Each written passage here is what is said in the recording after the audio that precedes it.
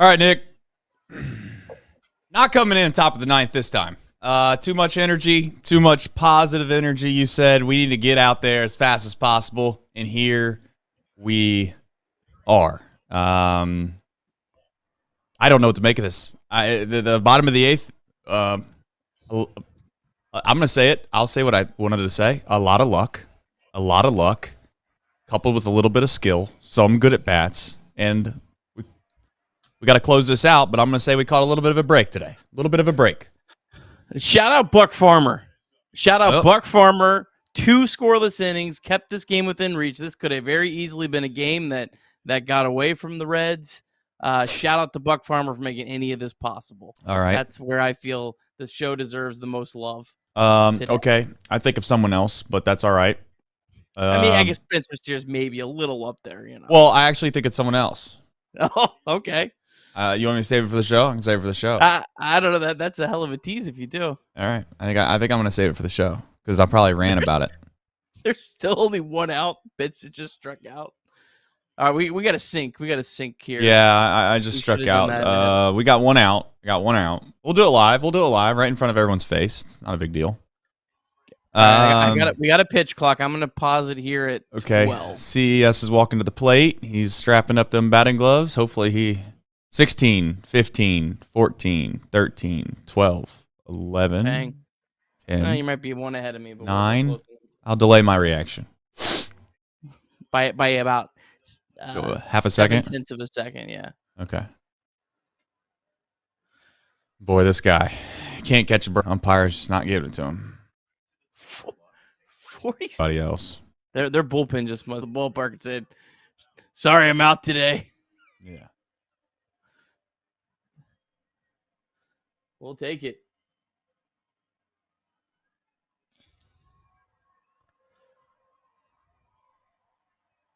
Come on, CES. Come on, buddy. Let's get out of this little funk. Inside. Gonna have to go mute that other TV. It's like way behind.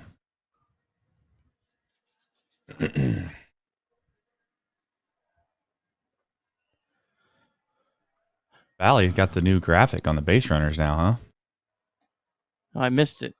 What is it? They got like a little, no offense, it's kind of cheesy looking, but it's got like the floating graphic above their heads when they're base running. What does it say? Like it just says their name. Just says their name. Oh, yeah. Okay. Who's on base? It's not like their sprint speed or no. Are you kidding me? No way. No. Apple. Did he not TV see that? stuff. Okay, he's seen it. All right. He's seen it. That's why you don't cut the ball behind the mound right there. Exhibit A. If anybody wants to know, little baseball 101, that's why you don't cut the ball off behind the mound. Just saying. Hell yeah, Stu. That's what I'm talking about. Tell you what.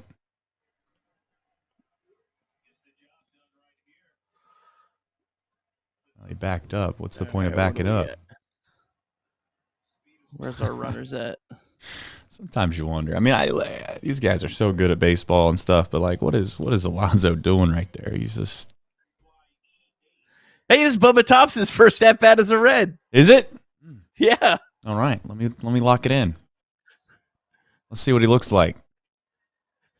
throw him balls from your ass. I don't know. What if he strokes one up there into the bleachers?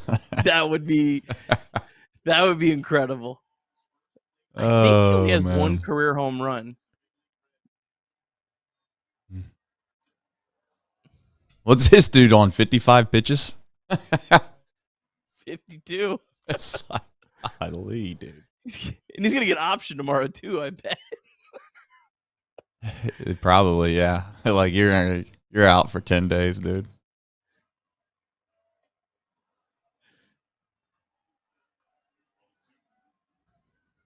Spencer Steer, dude.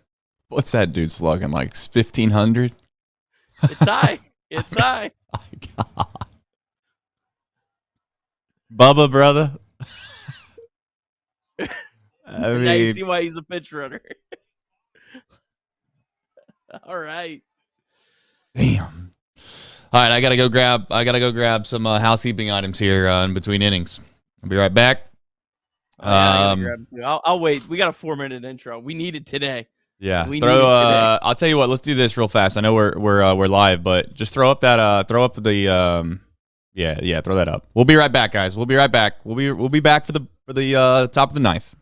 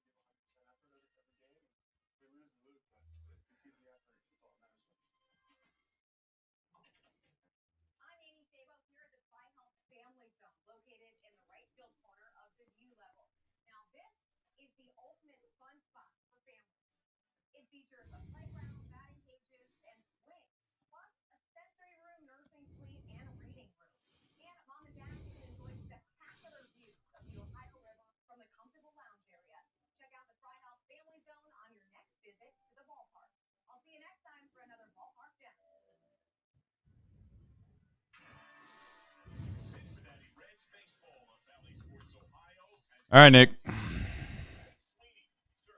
Top 9. Here we go. I'd like to say this should be fun, but just it doesn't seem. I'll be honest with you. We've done this plenty of times. I'm gonna hope to reverse jinx it, but we've done this so many times that it feels like it's not supposed to be easy, right? Like it's going too well. You know, you got the whole Diaz brother thing. I didn't really think about that a lot last night, but I know like they're like crazy close, and I'm sure they're competitive. So I wonder if Ed went a little bit last night. You know, maybe overthrow it a little bit. You know, brother on the other dugout. Hopefully, Alexis is doing the same thing. Well, with all due respect, if he throws strikes, I'd like him to be called a strike. Let's start there. I'm not going to overreact. 4-run lead, but yeah, when my guy that struggles to throw strikes actually throws one, we have to call it. Lord, it's like that poor 3rd grade basketball team I coached this winter. I mean, they had a hard time scoring the basketball, and finally, one of my men that probably ain't scored all year long finally scored one, and they called a 3-second violation in the 3rd grade basketball league. I about got thrown out of the gym.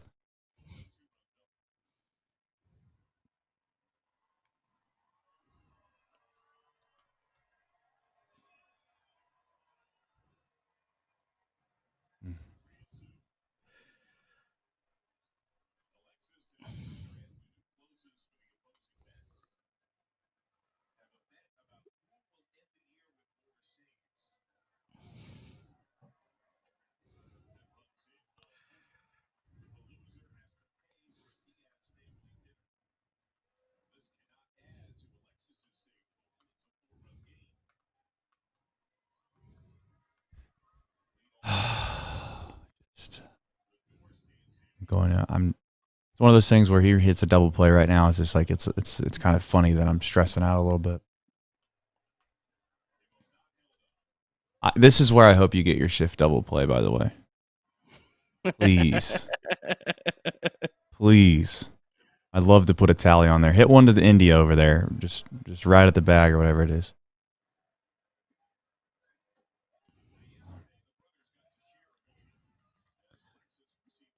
Connor Bigums, love the Diaz leadoff walk. I would have bet it. That might actually be a really good bet. Yeah. Yeah, not a bad idea. Let's get rich. Yeah. Can you parlay a first? I don't know. I know one thing. You can money line. You can martingale the system that puppy all year long. There ain't no chance you're losing. There you go. Oh yeah, swing at balls. Oh. Where's my center fielder? Like Ellie, bro. Like, oh, I'm gonna kill this kid. I mean, I know you're gonna defend him, but I just want to. He said it was on him. I was You were gonna hoping. say did Bubba like emphatically call him off, but when he said it's on him, clearly Yeah, it all was right. on him. He said my bad. That's what he said. Yeah. God, thank God I didn't want to deal with that tonight either. Like that would have been real tough. I just want a night off with Ellie.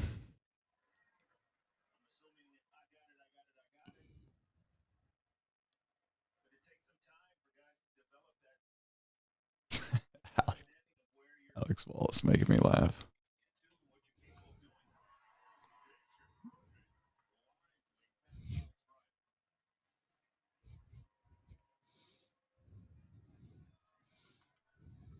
Is there any chance we could get Pete Alonso at the deadline maybe here? He hits like 200 all year long. I saw someone suggest that. He I don't think he has like the crazy like splits. I mean, obviously he's just a great hitter, so Right. like he would fit the Reds. He's not gonna be like your lefty master if you're hoping that, but I mean, yeah, I don't know. He's making a little bit of money, so he'd be kind of an interesting player. But I would imagine the Mets are probably would be wanting to do the same thing they did with Scherzer and Verlander, where they're gonna want to get prospects and pay the salary.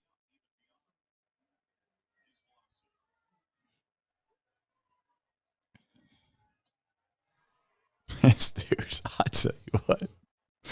Alexis, I love Alexis, man, but this dude cannot throw 3 strikes. Instead of bitches, we got to go full count, whatever.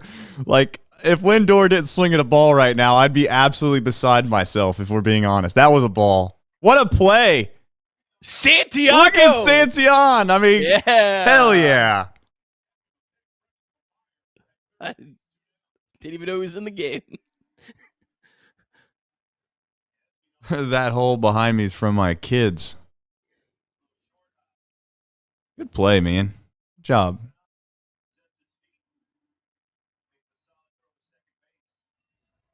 Let's go. I'm asleep at the wheel. We got runners on base. It's okay. You're just staring at the score like everyone else.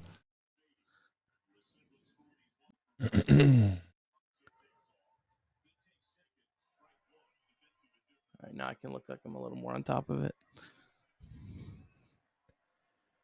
All right. I need to get something out on the old internet.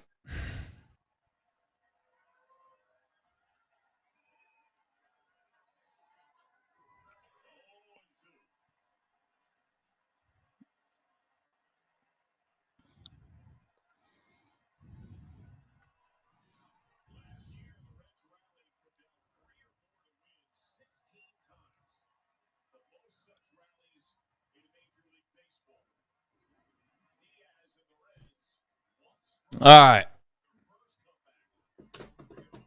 To get it done.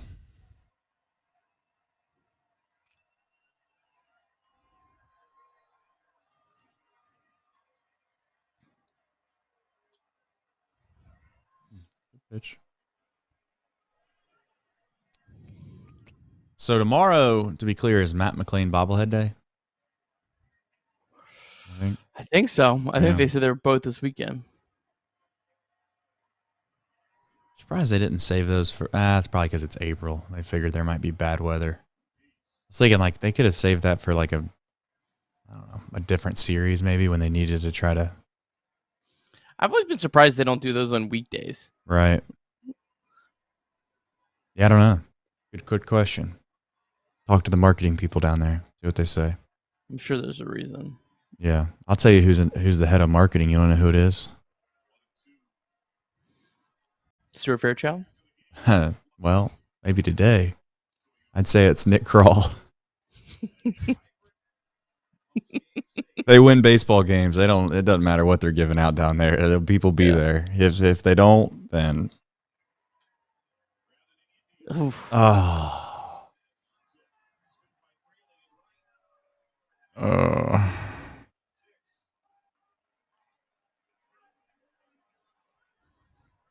well, all right.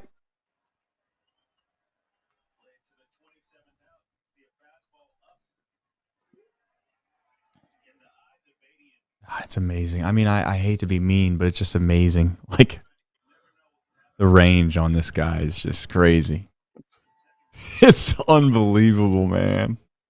I'm not even gonna say his name because I really do appreciate what he brings to this club. But man, when I see some balls that are hit, I'm looking at it like, wow, that ball. We don't even get a glove on that ball.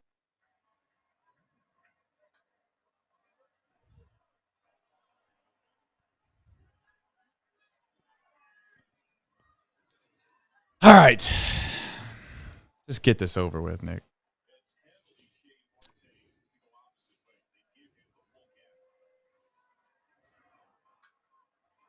That should do it. Make a throw. You got it. All right. Nice job, Ellie. Nice win. Good win, gentlemen. Good win, gentlemen. Good win, gentlemen. And good win, gentlemen and Molly in the chat. All right. All right. We got to do a show. It's time to do one. That means we'll start here in about 3.5 minutes.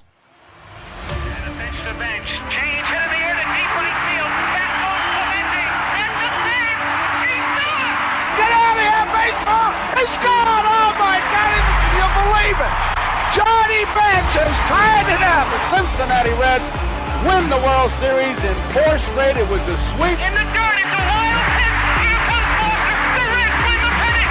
Larkins won the game. That ball is fair. Cincinnati's ahead.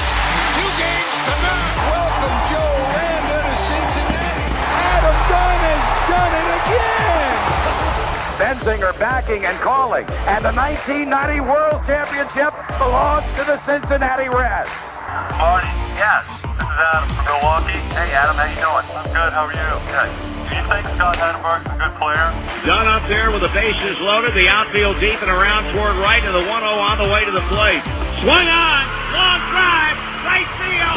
And this one belongs to the Reds. And a high drive. Hit back into deep right field. Junior has just knocked the door down to the 500 club. Benson's first home run is a walk-off winner. That ball had a family. And De La Cruz is, oh my goodness, look at this kid run. My, oh my, that is a triple. Matt McClain's first big league bomb. Spencer Steer's first big league hit is a home run to straightaway center field. Joey Votto's done it again. The pitch. Votto swings high in the air. Right field. Yes! He pointed to the dugout to say, I told you. That is Joey Votto's 315th career go-ahead ribby. Only Johnny Bench had more as a Red. And I can't tell you how much it means to play in front of everyone here in Cincinnati as a Red. What a gift. What a tremendous gift. So thank you. Thank you. I think I can speak for all of Reds country. Joey Votto, thank you. High drive. Left center field. Racing back to the line. Bourgeois. The Reds are National League Central Division champions. In the air, left center field. Did he? Did he? He did. He did. Reds win. Reds win. Line to the right field. Genius, the first run ever with 4 home runs in a game. Can you believe it? In the air down the right field line. Doesn't have a chance. The Reds have won on a 3-run home run on opening day by Ramon Hernandez. A strike away and out away is Homer Bailey. Ground ball to third. Frazier gloves. Throw to first and Homer Bailey for the second time in his major league career has tossed a no-hitter. Oh, gosh. Oh, my God. Are you kidding me? Holy Moses, the second player in major league history to hit 7 home runs in the first 10 games. In the air and the Reds win. What a dream beginning to a career of Jay Bruce.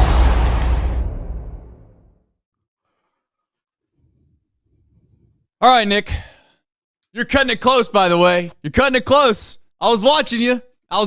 Now. See, everybody in the chat has no clue what's going on. They see the intro. They see the black screen. I'm gonna let you a little in on Inside Baseball. I'm gonna let you behind the scenes.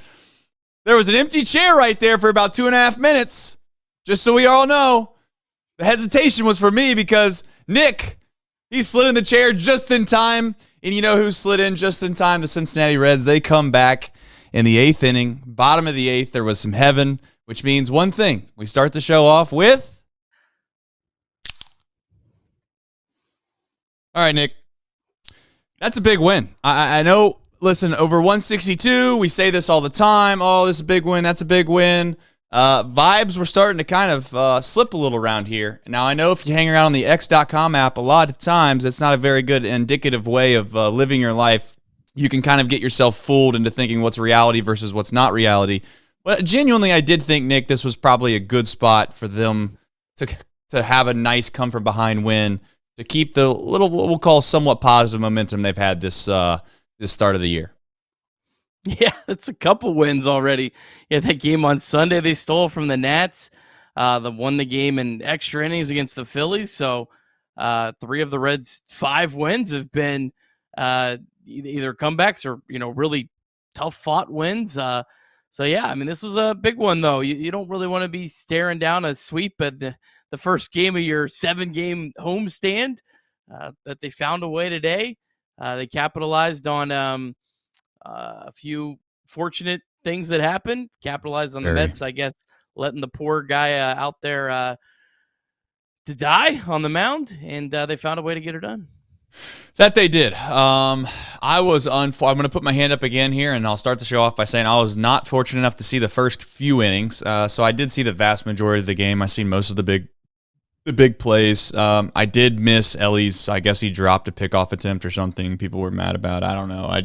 At this point, I'm just going to say it out loud. I'm going to give Ellie the benefit of the doubt for quite some time, largely because I feel like it's the best option no matter what. So what's the point in sitting here and drilling our heads up against a wall when there's really not another option? If Matt McClain was healthy and Noelvi Marte was healthy, then I probably would sit up here and want to debate that maybe a little more often than not. But you know what? That's not the case. So what's the point? We're wasting our time. Ellie De La Cruz is the shortstop, and let's just hope he continues to find ways to get better. And I'll leave it at that. All right, we're going to start the show off as we always do. We're going to do a box score recap. We'll do the deep drive of the day, and then we're going to get into some fun discussions because I think today there's a whole host of angles that you can take. I got mine. We'll see where Nick lies. But first, the box score recap. Nick, take it away. That throw was on Nick Martinez, that pickoff attempt. It was a terrible. Well, if it wasn't, you would have said it was on Nick Martinez regardless. You're like an Ellie stan. Yes, I'm sorry that I support the Reds' future. All right. Don't say it. Don't say it. I bit my tongue. I bit my tongue. All right. Reds-Mets game 2 of 3. A lot happened in this one. I'll try to get through it all. Bottom of the second, Jeimer Candelario doubled to left field. It had a catch probability of 96%, but Tyrone Taylor looked like he got lost in the sun and slipped after Fraley moved Candelario over with a groundout. Ellie De La Cruz hit a hard ground ball that Jeff McNeil could not field. That made it 1-0 Reds. Steer singled, and then with 2 outs, Tyler Stevenson walked, loading the bases, and India walked to make it 2-0. Nick Martinez looked pretty good through the first 3 innings and took a 2-0 lead into the 4th.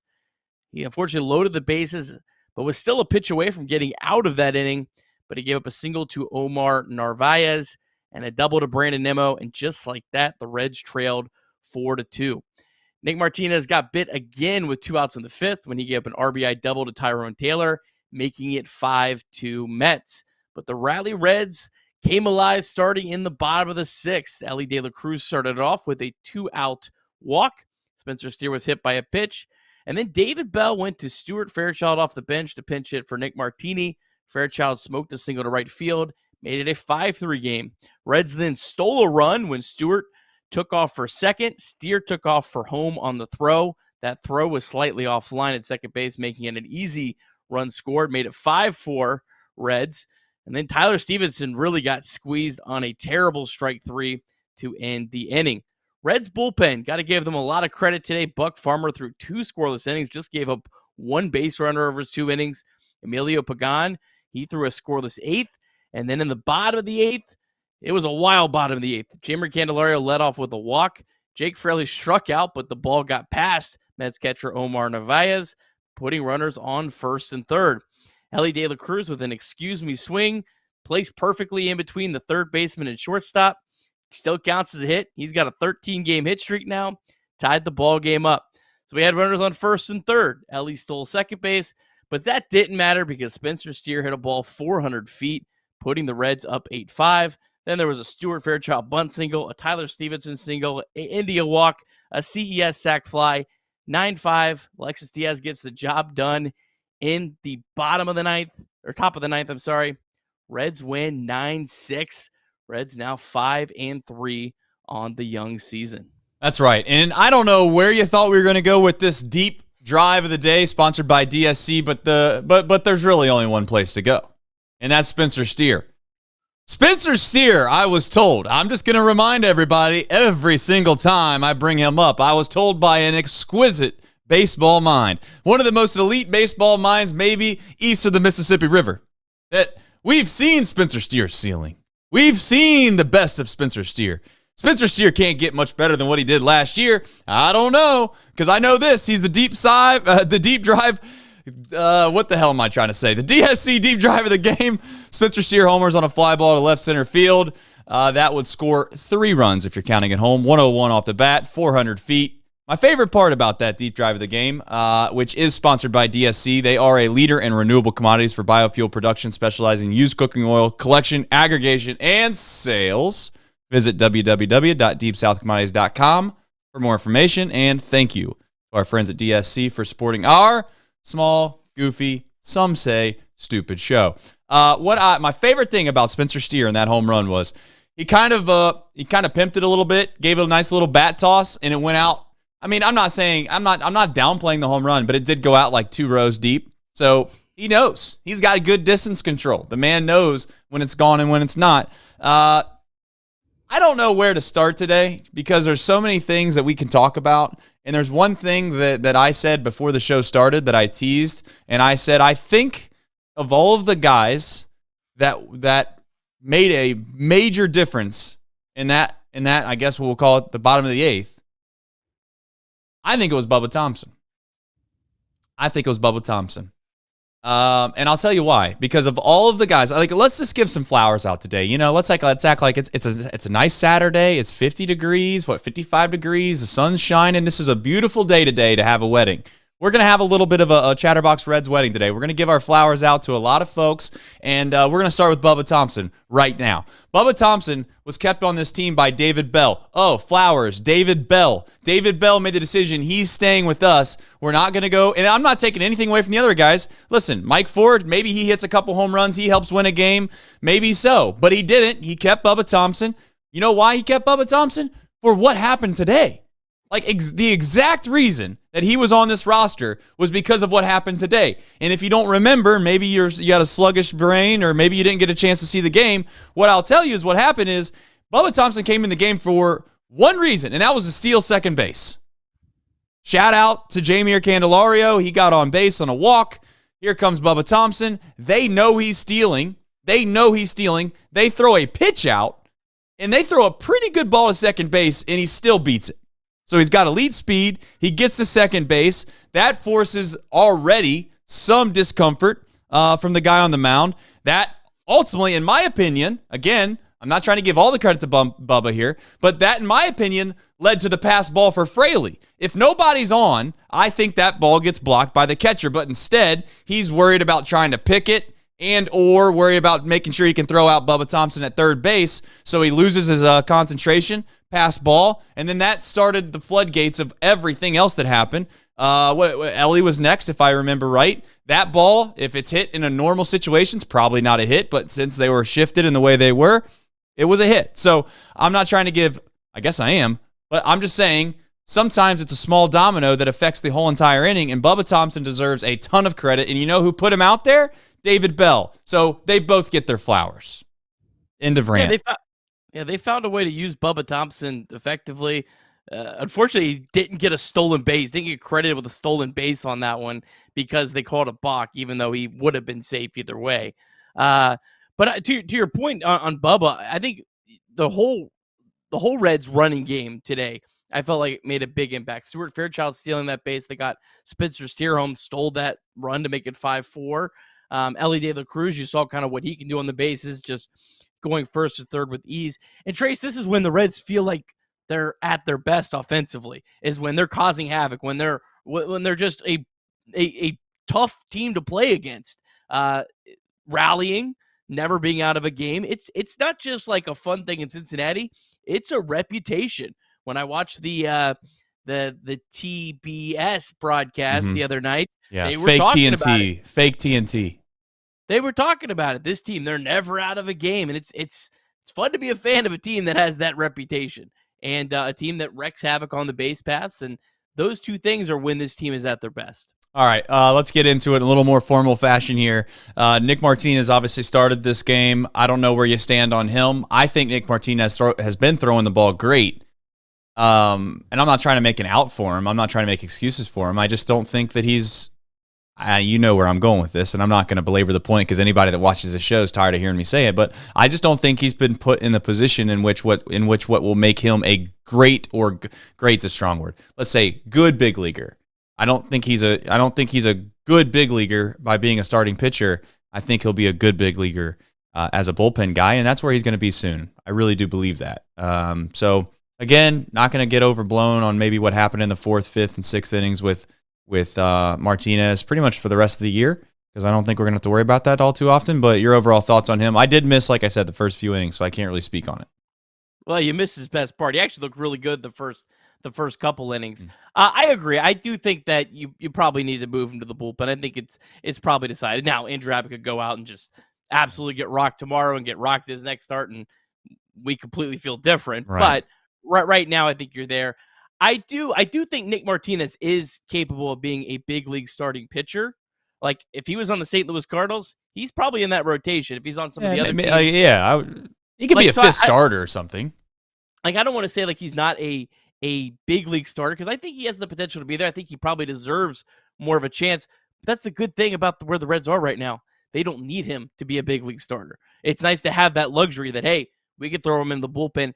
I still think he's capable, if the opportunity presents himself later in the year, that he could go on a run if he needs to be moved in the rotation and be a quality starting pitcher. It was kind of the same thing today as it was in the first start. Every run that he allowed today was with 2 outs. He was close. He struck out, I think, 6 batters. Like, he has some swing and miss stuff. He just hasn't been able to get those last outs, those finishing touches. Probably a lot of that is just being a guy that's not really started a whole lot over his big league career. So I think he's capable of being a starter, but I think it's wonderful that the Reds don't have to have him be a starter. And I do agree with you. It's probably you move him to the bullpen and that becomes a strength, but it's not just as easy as moving to the bullpen, because Sam Moll is getting close to the end of his rehab assignment. Ian Jabot started his rehab assignment yesterday. There could certainly be more injuries, but you have a bullpen without a lot of guys that have options. So if you move him to the bullpen, you're going to have some tough corresponding decisions around that. All right. I agree. I do agree with that. The only thing I was going to add to the next bullet point here we have, obviously, which is the bullpen. You talked about Nick Martinez moving to it, was that when you talk about coming back and a team that's capable of coming back at any time, and they're known as the Rally Reds, or it's kind of become a national kind of talking point when it surrounds this club. The reason for that, and the reason last year for that, is because the bullpen's been able to kind of withstand or hold and give this team a chance, or a puncher's chance, towards the end of the game. And they did that time and time and time again last year, and they obviously did it again today. You mentioned Buck Farmer. Hey, listen, I think in my mind, Buck Farmer is like 1A, 1B with Antone of the guys that I don't trust. So anytime you get something out of Farmer, in my opinion, it's like, what do they say? It's icing on the cake, I think is the term they use. But your overall thoughts on just the bullpen in general, I guess, today? I mean, yeah, Buck Farmer, I said it before we actually started the official show, but right. Those 2 innings that he threw today were huge. I mean, that was absolutely a game. I think when he came in, the Reds were down 3 runs. So it was kind of, okay, this is Buck's kind of, mop up role. And honestly, if Buck came in and gave up a couple runs, we probably wouldn't even really been all that mad at Buck Farr. Just like, whatever, it is what it is. This wasn't our day, blah, blah, blah. You move on. But he threw 2 shutout innings, kept the team in the game, gave the team a chance to come back. And then Emilio Pagan, he struggled early this year, but he looked much better today. He got through a scoreless inning. And then Alexis Diaz, ever since that first blown save, he did give up 2 base runners, but whatever. If Alexis Diaz gives up 2 base runners and gets through it, we're fine with that because that's what we expect. So overall, look, 4 shutout innings from the bullpen today against a Mets lineup that stinks right now, to be fair, but they got the job done and made this comeback possible. The Mets have got some guys, though. I don't know. I know the Mets fan base is pretty much out on them based off the way it went last year for those guys and based off how it started so far this year for them. But at the same time, I look at up and down the lineup that the Mets have, and you like to think that they got to be a little bit better than what they've been so far. So I'm not going to take anything away. But before we get to maybe the biggest topic of the day, we're going to talk about the Game Time app. You know why? Because the Game Time app is something that you should utilize if you need tickets. That's a genuine statement I just made. It's 2 clicks. You've heard this before. You can click on the All-In Pricing tab. And speaking of tickets, if you need them, you can go to the Game Time app and you can get $20 off your first purchase. That's using the code CINCY, C-I-N-C-Y. If you need $20 off, that's all you got to do. You got to punch it in, C-I-N-C-Y, Cincy, and you will be able to utilize that to your advantage because I can tell you right now, Nick, I don't know if you've looked, ticket prices for some games that are upcoming, not all that hateful. Not all that ain't You can get a group together, go down to the ballpark, get in there. I think Matt McLean bobblehead day tomorrow, so shout out to them. Jake Fraley's was today. Don't know if you kept up with that. But as always, please go download the Game Time app and use the code Cincy, and you will not only be helping yourself out, you'll be helping us as well. A couple other quick things. Lisa Grego just became a member. We're going to start trying to do even some more Reds content behind the YouTube channel on our platform as much as we possibly can. Thank you for becoming a member. You are officially part of Nutcutter Nation. John says, second love, Steer is our dog. Spencer Steer right now I think his slugging percentage is basically CES and Candelario's combined. I don't think that's hyperbole either. I think that's actually maybe even that might even be slandering Spencer Steer, if we're being completely honest. Don't you know the same way right now. But one last thing I want to say is I also want to apologize to the 4 other lovely, we love our female audience. I didn't want to single Molly out, and then I forgot Carrie, Fergie, obviously Lisa now, and I'm missing other people. This is why you don't name names on live internet right here. This is the exact reason why you don't do that. So my apologies to everybody, but officially back into baseball talk now. You want robo-ops. I know you guys do this to me all the time. I'm not against it. We can kid it. I was searching for topics. We were down 3 runs when I was. Okay, well then I'm going to tell you. I don't know why you didn't do this, but then I want you to do it right now, live on the fly. You can take out robo-umps and just put in Fairchild. Just punch it in there. He deserves to be on there. He hasn't been talked about on the show yet. He deserves to be on there. There you go. That's even better. I'm going to say it for Nick because everyone's going to think Nick's on the bandwagon here. I've always kind of just I stayed in my lane. I kind of stepped back. I never really went overboard for Stu. I think Stu's a nice player. He's an okay backup. He's a serviceable outfielder against left-handed pitching. Is he someone maybe to get super excited about if he's on your team because in the offseason you're looking to drum up some excitement? No. But he serves a purpose, and he does what he serves relatively well. I don't care who you are, what you say. His job is to be somewhat of a defensive replacement if needed and hit left-handed pitching. He does that. And I don't know how long of a leash today gives him, but I hope it gives him plenty of leash for people to realize that there is some serviceability out of Stuart Fairchild. That's my opinion, not Nick's. You already know how Nick feels. Nick, you can speak for yourself. I think Stuart Fairchild's got plenty of a leash because no matter what the Reds fan base thinks, Nick Martini can't hit left-handed pitching. Jake Fraley can't hit left-handed pitching.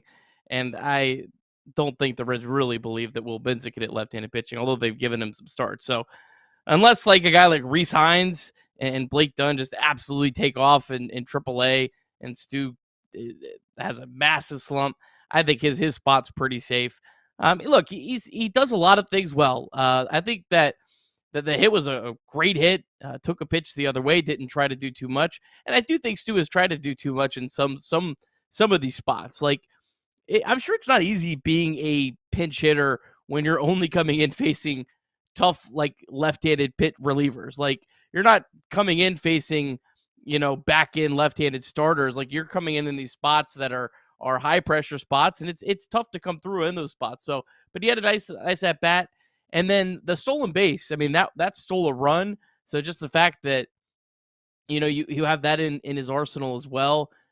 He's just another one of these guys that can wreak havoc on the base paths, and I think that's the reason the Reds won this game today, in my opinion.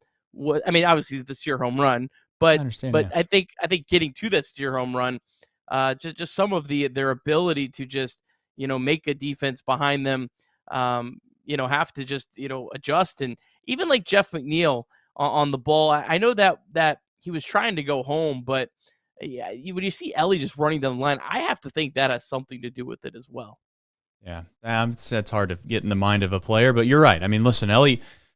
Can I say something nice about Ellie, which is why I think it frustrates a lot of people about Ellie? Ellie, in his own way, creates his own, and it's not his problem, really, to be honest with you, unless he lets it bother him. But Ellie's ability and Ellie's eliteness in certain areas makes him susceptible to a lot of the fan base, or a majority of the fan base, being very upset with him when he struggles, because you can see what he's able to do for you. When he doesn't put the ball in play and he strikes out 50% of the time, people get upset, because even on check swings, even on slow roll or ground balls, it doesn't matter. If the ball gets put in play by Ellie, it makes for a world of complication for the defense. And I think ultimately, Ellie knows he needs to put the ball in play. But the one thing I was going to say about Ellie, and I'm glad he got the hit and all that, but one thing I was going to say about Ellie was, I hope we don't get caught between two things, right? One is being a free swinger, a guy that's very aggressive, probably doesn't swing at strikes. He swings at more balls than the average hitter would. But you know what? If you're aggressive, you can kind of get away with that at times. I almost think that can work in your favor, a la maybe the greatest player to ever be a free swinging player was Vladimir Guerrero. I'm not talking about Junior. I'm talking about the Vladimir Guerrero. The other side of the aisle is being a very patient hitter, a la Joey Votto, to where you know the strike zone very, very well. But in order to be that kind of hitter, Nick, your hand-eye or your contact rate has to be extremely high, in my opinion, because you can't take 2 strikes in an at-bat and then be a guy that swings and misses a bunch. You kind of need to just keep swinging, Like Ellie's probably going to get himself in a spot where if he's a free swinger again, and I'm not trying to say that they've messed him up or anything like that, but I do worry a little bit, Nick, that he's like overly concerned about swinging at strikes. So he's very, very, sometimes it looks like there's some at-bats where he's very patient. The other night when he didn't take the bat off his shoulders, it just looked like he was trying to make sure he got a good pitch to hit. And I just hope at some point, maybe, and again, this might not be it at all, I'm just hypothetically saying it, I just want him to go back to the big swag guy. He's overly confident, whether it's fair or unfair, I don't give a damn. I want him to go up there and think that he can swing at whatever he wants to swing at, and it's probably going to work out. So, he does have a 13-game hit streak. I'm not taking anything away from that, but, if you go 1 for 4, 1 for 5, 7 days in a row, and you get 1 hit apiece, we can all agree that's not, we prefer to have it probably a little bit different. But having said that, we'll see where it ultimately goes for Ellie, but I still have confidence in Ellie De La Cruz. I really do, and I know you do, that's for sure. But just some thoughts I had on Ellie in regards to maybe him being like caught between no man's land right now, between taking too many pitches and then not giving him enough kind of pitches to swing at. So anyway, Shane Bieber, go ahead. You had something to add before we get to him? Yeah, David Bell actually said some comments somewhere. John Stanek was talking about today how he thought Ellie needs to be more aggressive. So David Bell, and he said that he thinks if Ellie becomes more aggressive, it'll help him be more patient. I think he just kind of has gotten caught in between at times where he was striking out on a lot of at bats where the first pitch he was swinging the pitches way out of the zone, and so he kind of overcompensated. Now he's seeing it. The more you do this, the more comfortable you get. He'll find a better balance. It's going to take time for really any player, especially a player that's got as much pressure on him and as much weight on him as Elly De La Cruz has. Well, the good news is Elly certainly still has the capabilities of doing what he did last year for 2.5 weeks for this ball club at some point during this season. I don't know when it's going to come. It could come next week. It might come in who knows, July. But he has the capability of carrying this team, and I say carrying relatively. He has the ability to make unbelievable impact over short periods of time. Is he going to be last thing on Elly real fast? I know he really wasn't a big part of the thing, but I don't know if we would hate this per se, but what if he's like a Jay Bruce kind of player over the course of time? Do we want that? Maybe not, but he might end up being like the player of the month and the world's best player for 1 month, and then for 2 months he goes absent, and he comes back for another month. The next thing you know, at the end of the year, statistics say he's a decent player, so we'll find out. But I think if Elly De La Cruz hits like Jay Bruce hit over the course of his Reds career, that's an all-star player when you factor in his speed. And what I believe will be his defense. I think his defense is going to be a strength the longer he plays. I think when you get into year 3, year 4 with Elly De La Cruz, I think there's never defense is gonna. It's going to be one of those things where people were concerned about Elly De La Cruz's defense at the beginning. I think it's going to become such a non-factor, but that's my opinion, of course. That's fair. Regardless, I'll say this. If it's not at shortstop, the play that he made, obviously ranging into the outfield today, makes it pretty evident and pretty clear that if you wanted to make him a center fielder, he might end up being the best center fielder in all of baseball, perhaps. Yeah. What? Did you hear that catch, it was a 0% catch probability for Spencer Steer? Was it really? Yeah. That's wild. Yeah. Well, I don't know where he was positioned, to be fair, and maybe that's part of it, but I don't know. Are you talking about Elly, or you're talking about Elly or Spencer Steer? Well, they don't even have catch probability for Elly De La Cruz because right. Shortstops don't make plays there. It has nothing to do with Spencer Steer as in his actual player. It's like where the left fielder was positioned, no one could have made that catch. Sure. Literally 0%. It was too far away. He was too far away. Elly catch, which is wild. Yeah. Yeah. Well, like I said, he has no one says he has never had elite speed. All right, there was something that was posted on X.com earlier today. I don't know where you want to go with the Shane Bieber stuff. I have something quick just to say about just kind of the state of pitching in general. I think it was Passan. Passan put out a tweet earlier today that had mentioned all the players that obviously had gone down with injury. Shane Bieber's the latest. He's going to have to go and get Tommy John. But I don't know, man. I'm starting to wonder if the drive line and just the whole infatuation with velocity. Hey, how can we get 3 more miles an hour on this? How can we get 4 more miles an hour on this guy? If that's starting to catch up a little bit, because the other side of the aisle, everybody's pointing to right now, and even some of the arms, the pitchers themselves, they're not going to say it's their fault because they got hurt, of course, but they're pointing towards the pitch clock, Nick. I think that's probably a bigger, maybe better debate or a conversation. But Shane Bieber did go down.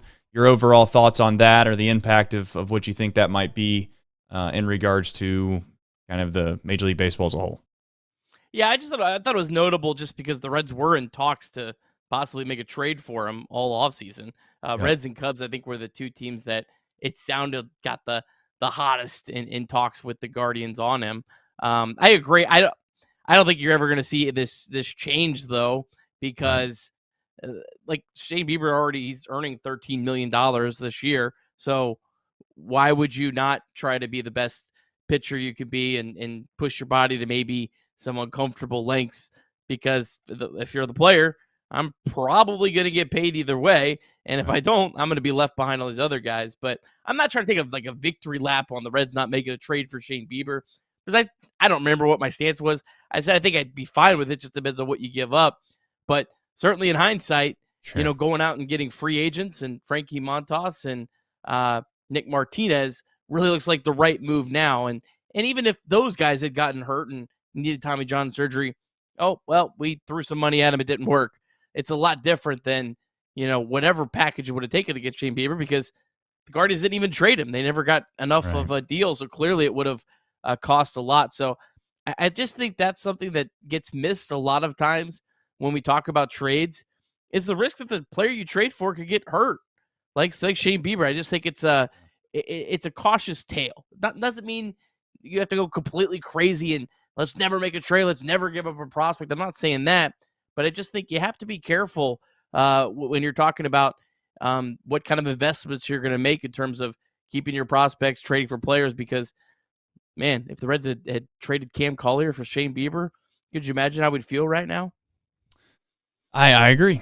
Yeah, we'd be more than upset. The only thing I was going to add to that, what you just stated, was that it wouldn't shock me in the slightest if I use the phrase small market, but you get what I mean when I say that. I don't think small market teams are probably going to take chances on big contracts anymore with starting pitching, largely because starting pitching, the whole identity of starting pitching is starting to slip away a little bit anyways. You expect guys to go, 5-6 innings? Long gone are the days of 7, 8, 9 innings out of your starter, 200-plus innings out of your starter. You couple in the fact of the going rate for elite arms, and it's just kind of wild. You're going to put yourself in a tough spot probably there. This is what you've always preached. You gotta develop from within. You got to continue to find arms that you can run out there that you're not going to overly pay. Maybe arbitration, that's fine if we got to pay for a guy through arbitration. But I just think, again, it's hard to say for a fact. I don't believe it's the clocks. I know that that's something that the pitchers are starting to point to and say, hey, look what it's doing. Look what it's doing. Look at the increase in injuries. I just have a hard time believing it's the clocks. And you know what I would say to that too? That's part of the game now. And I hate to say that in such a really, I guess, non-caring way, but you got to start training for the pitch clock now. Then, if you want to prioritize maybe endurance over that extra 1 or 2 or 3 miles an hour that you're seeking, then I think that's what you have to do now. And if your teams, you had mentioned the players, not worrying about it. I think more or less now it's going to be the teams that are going to have to make a decision. Hey, do we draft this guy, or do we go after this guy that has, he's been whatever his whole career, and then all of a sudden he did get a 3 or 4 mile an hour increase in velocity over the last few years based off the program he's throwing on. Do we want to take a chance on this guy? Because we know how this ultimately ends up going. It's different if you have a Randy Johnson, right? The guy's thrown that hard his entire life, and he's lanky. You can kind of make it out. You can understand why a guy that big could throw that hard. It's far too big of a risk at this point, in my opinion, Nick, to take chances on short guys that throw hard. And you know where I'm going to go with this? I'm going to say, and we don't need to talk about the draft right now. We don't care enough about it, to be honest with you, to talk about it. But there is a guy at the top of the draft board. I can't think of the kid's name off the top of my head. The Wake Forest kid. He's probably going to be a top 5 pick for sure. Is it Burns? But nonetheless, it'll be interesting to see if that has any impact on what they decide to do. Just a few minutes ago, MLBPA released a pretty strong statement, basically saying shame on Major League Baseball for the pitch clock, and is blaming the pitch clock. Piss off, dude. Piss off. Yeah, that's terrible. MLBPA at some point, Nick, they needed to figure out that the game's dying. The game was dying. I mean, this has been good for the game. People are more interested to go to the games. People want to watch the game. You know why the league's a piss-poor league half the time? Because one team can spend $1 billion and the other team can only spend $10. It's because of the MLBPA. It's because the players, they don't want to ever talk about, what's good for the game. They only care about the guaranteed contracts and all that. And you know what? I'm all for the player getting their fair share. But I don't want to sit here and talk about some pitch clock, and that's the reason that all these guys are going down. Piss off. How about that one? Yeah, I'm with you. MLBPA got, I think, a lot of support back in the lockout. I think everyone sided with the MLBPA, and I think overall they should. But I don't think they're going to get that same support this time. The pitch clock was the best thing baseball's done for the game. And look, you got to adjust to it. That's ridiculous. And right after a big injury like this, it just seems like it's a real cheap shot. Like, this is just, I don't know. Yeah, this is. What happened to Hunter Green? What was the pitch clock? Is that what Hunter Green got hurt with earlier? I mean, what about all the other guys that have blown their arms out throughout the years before the pitch clock came around? Like, let's not act like this is something brand new. Yeah, there might be a spike in it, but I'd also say there might be a spike in it because 4 years ago we had something called the Driveline program that everybody thought was dogma, and that's fine. I'm not even having nothing against the Driveline program. I got nothing against guys that are trying to increase velocity, but at some point, let's just use our brains. Back in the 10, 15 years ago, how many guys threw 97 miles an hour plus? Now it's like if you don't have 3 or 4 guys in your bullpen that throw 97 plus, what the hell are we doing? So let's just be honest. There's so much more wear and tear on guys' arms now than there ever used to be before. Torque's kind of a big thing. I don't know if they've studied physics at all. I failed physics, but I still picked up on that. Anyways, I didn't think I was going to rant tonight. I don't want to rant. I just at some point want Major League Baseball and the Major League Baseball Players Union to kind of realize, hey, like this is good for the game. Let's not piss all over it. How about that? Yeah, I think it got pretty strong support by fans. I can't tell you how many casual baseball fans that I've talked to that have said, wow, I really have liked watching baseball. And yeah, that's not it. Not it to do after an injury like that. It's a cheap shot, and I think you're going to lose a lot of the support that you had from the fans, good old MLBPA on that one. Yeah. Could you imagine increasing the speed limit on I-75 to 100 miles an hour and then coming out the next day and being like, yeah, it's because you guys cut the sheriff's budget, and that's why there's more wrecks. It's like, oh, really? Okay. Why don't we blame ice cream for murders too while we're at it, MLBPA? Keep it up. You guys are hot. All right, I'm done. I promise, I'm done. Reds MILB, Nick. All right, we only have one team that has gone final, so we'll just kind of run through them. And Dayton got a nice win today, 8-5 over Lansing. Cam Collier, he hit his first home run with the Dayton Dragons. That was great to see. Sorry, excuse me. Sal Stewart, 0 for 2, did walk twice. Hector Rodriguez, 0 for 2 with the walk. Jay Allen had a really nice day, 2 for 3, drove in 2 runs, walked and stole a base. Really looking forward to Jay Allen this year, seeing if he can kind of bounce back after a injury-filled season the year before. And then Cade Hunter, he's a catcher, but they're going to play him a little bit in the outfield. He hit a really long home run today. Couple other scores in action right now. Louisville trails Gwinnett 4-2. Daytona's down 2-0 to St. Lucie. And Chattanooga is just about to get underway against Birmingham. Yep. Chase Burns is the guy that I was mentioning from Wake Forest that throws 100-plus miles an hour. Obviously, incredible player. Struck out 15 just the other day. So we'll see. I'd be interested to see how that impacts maybe his draft stock on more and more of these guys that have high velos, that aren't huge in mass or huge in length. That, we'll see. Someone's going to take him, obviously, and it might be the Reds. So we shall find out.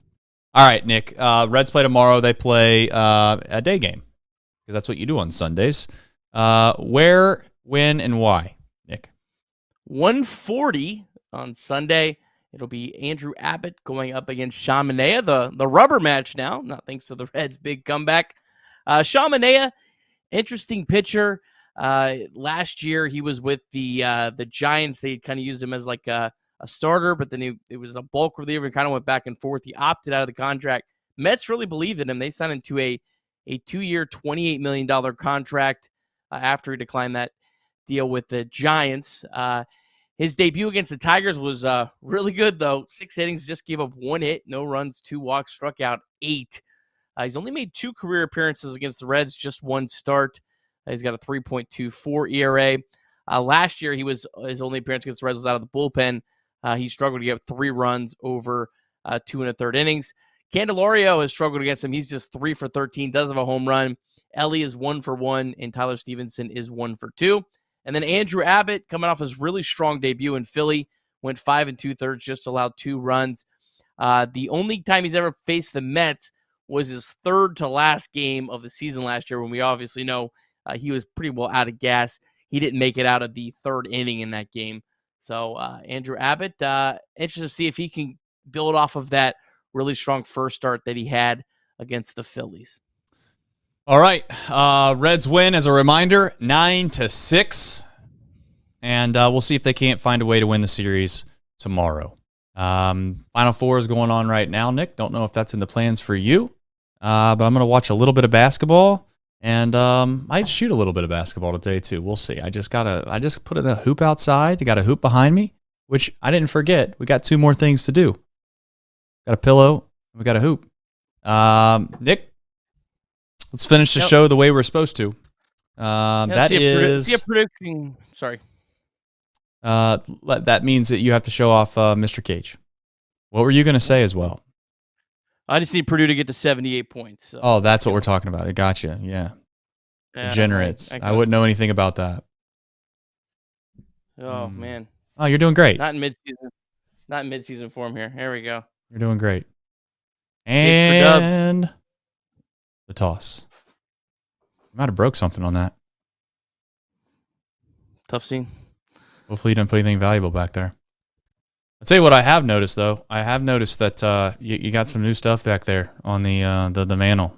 So shout out to you for that. Me? Same old. Wife. Same old. But Michael Roth coming in with a super chat as well. Go ahead. What do you got to add? I think we might have had 2. Did you read the first? I'm gonna read them all right now. So as a reminder, Sir Boy Wonder, he always tells you, and you should probably listen to Sir Boy, a man of his word, says buy the hype. Buy the hype. Sir Boy Wonder. Michael Rolfe with a couple super chats. 10 for Nate, 10 for Mark. All 20 for likes. Which is all you know, equal wins. See, Michael's he knows what to do on the show. What he does is he's a good producer. He's the best producer one could have because really you don't pay Michael, he pays you. That's the best part about Michael being the producer. But he is right. Likes equal wins.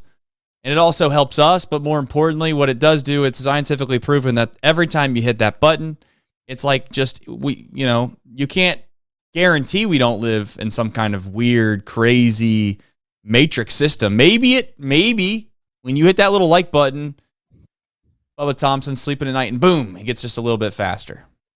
Maybe Stuart Fairchild, boom, he hits left-handers just a little bit better. Just a thought. Now, we've not gotten enough likes yet to kind of reach all the way maybe into Ellie's bag yet. We'll get there. CES, he could use some likes. We could get some... Actually, that's what we'll do. We're going to donate this show's likes to CES in his bat. Watch what happens tomorrow. This is all for CES. Yeah, you've seen Major League when they got all the incense and all the crazy stuff around the Joe Boo's bat. Guess what? That's going to be CES tomorrow. And then Michael Rolfe says everyone wanted the Reds to get off to a hot start. They have. DJ for the win. 5-3 is a hot start. Yeah, I mean, it's a good enough start. For granted. It's a good enough start. How about that? It's not a start that's devastating. You know who got off to a bad start? I'll tell you, the Mets.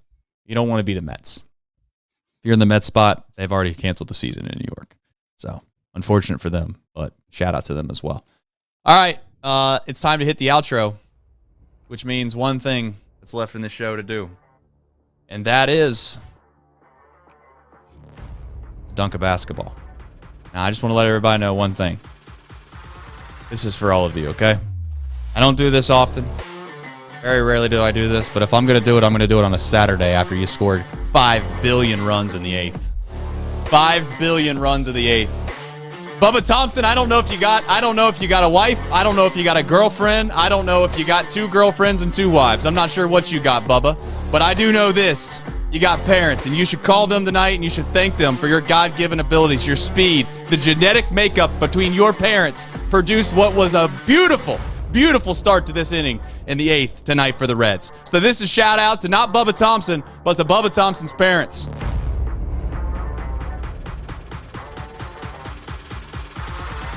It's time to dunk a basketball. Go Reds.